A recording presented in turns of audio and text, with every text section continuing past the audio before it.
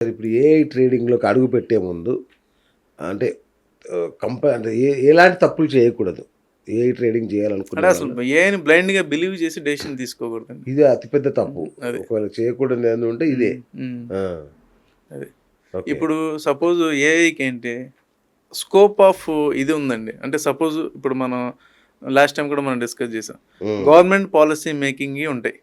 ఈరోజు ఆ కంపెనీ బానే పెర్ఫార్మ్ చేస్తుంది. అవును. రైట్? సడెన్‌గా గవర్నమెంట్ ఏదో ఒక పాలిసీ చేంజ్ చేస్తది. నిన్నటి వరకు ఏఐ ఏం చెప్పిందండి? తీసుకో సూపర్ సూపర్ అనే చెప్తది. అవును. ఇవాళ అవును. సో, అలాంటివి తీసుకునేటప్పుడు ఎలాంటి రిస్కులుంటాయి? ఏఐ హ్మ్. చెప్పింది కరెక్టే. కానీ ఎలాంటి రిస్కులుంటాయనేది మనం కొంత గ్రౌండ్ వర్క్ చేసుకోవాలండి. కొంత పేపర్ వర్క్ చేసుకోవాలి. Okay.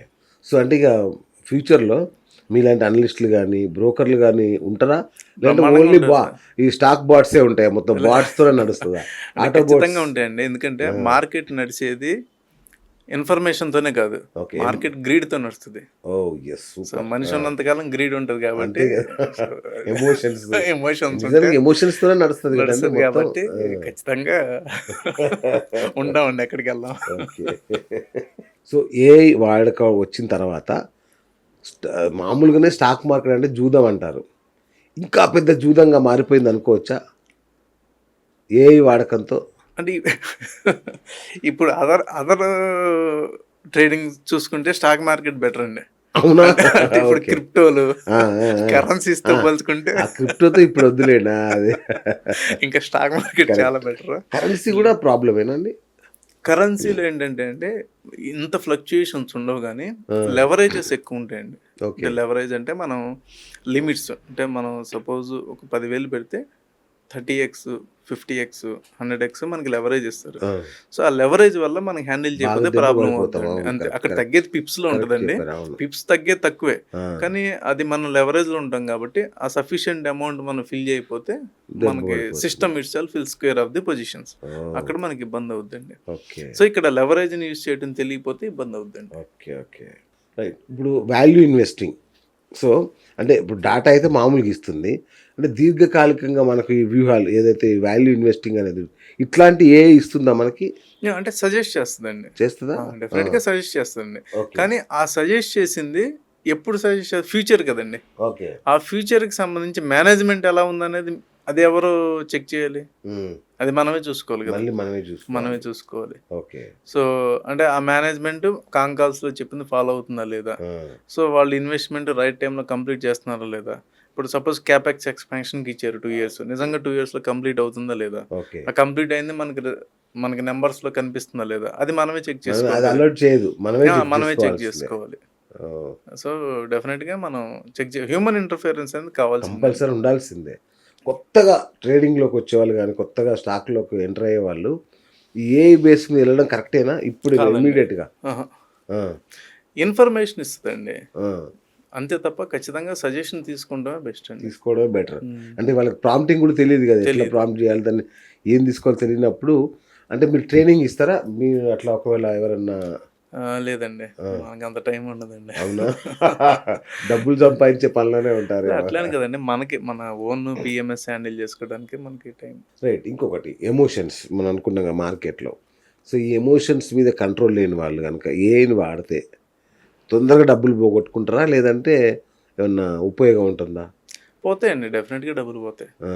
Emotion control లేనోళ్ళకి stock market అసలు సూటబుల్ అసలు కాదండి. రావద్దు. అసలు రావద్దండి. ఆ! చాలా ఆప్షన్స్ ఉన్నాయండి. స్టాక్ మార్కెట్ ఒక్కటే కాదు కాదు కదా! గదా! కరెక్ట్. ఇప్పుడు మనం లాస్ట్ ఒక 6, 8 మంత్స్‌లో చూసుకుంటే గోల్డ్ కూడా రిటర్న్స్ ఇచ్చింది. అవును. అంటే ఓహ్! ఇప్పుడు బ్రహ్మాండంగా. ఆ! మీకొక మాటండి.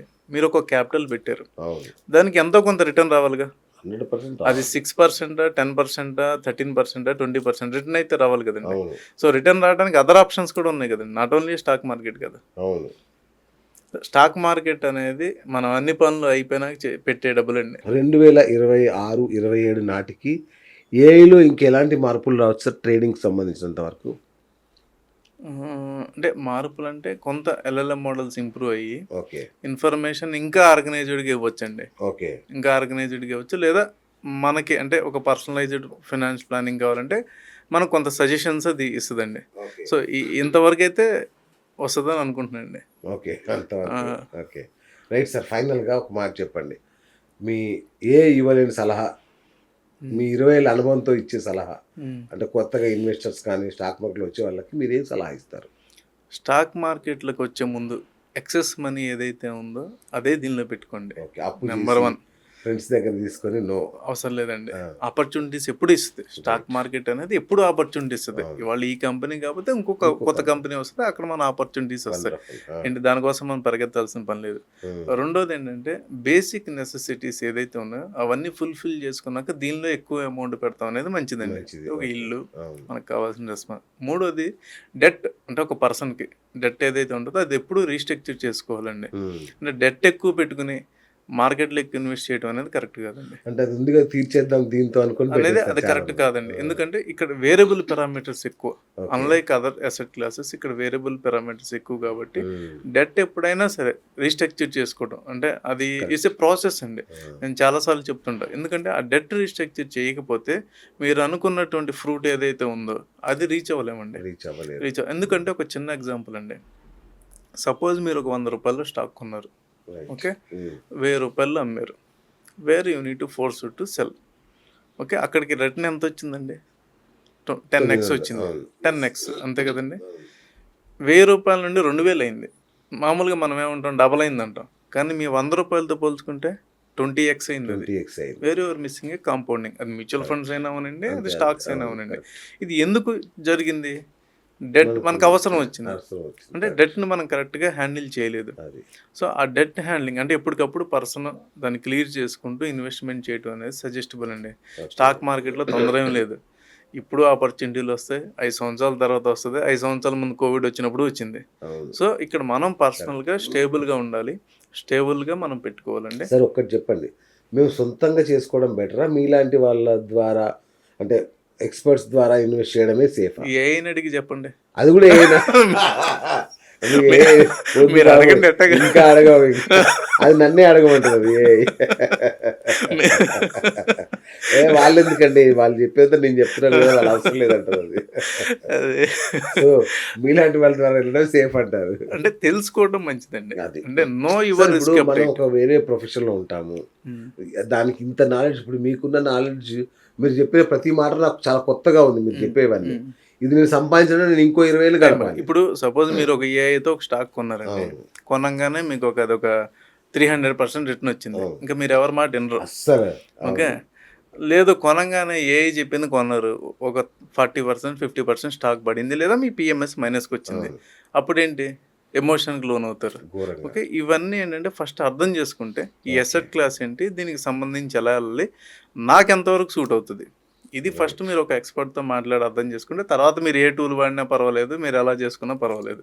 First know your risk update, అది ఫస్ట్ తెలుసుకోండి. ఈ ఐపీఓలలో పెట్టొచ్చండి? బ్రహ్మాండంగా పెట్టొచ్చండి.